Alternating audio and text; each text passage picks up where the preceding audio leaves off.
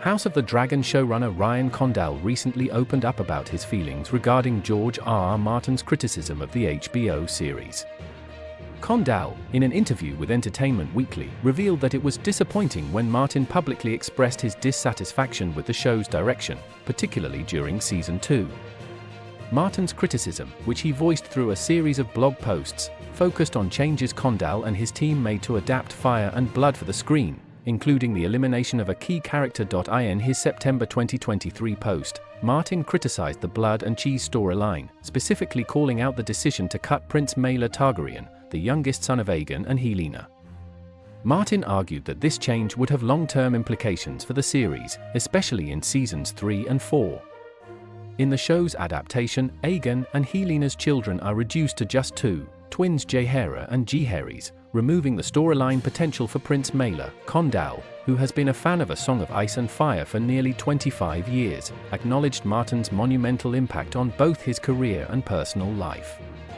George himself is a monument, a literary icon, Condal said, admitting that working on House of the Dragon had been one of the greatest privileges of his career. However, Condal explained that as the adaptation process continued, Martin became less willing to acknowledge the practical realities of producing the show. "I made every effort to include George in the adaptation process.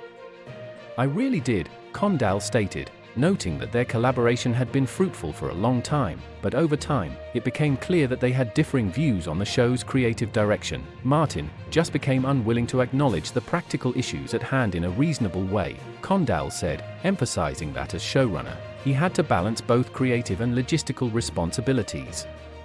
"I have to keep my practical producer hat on and my creative writer, lover of the material hat on at the same time," he explained.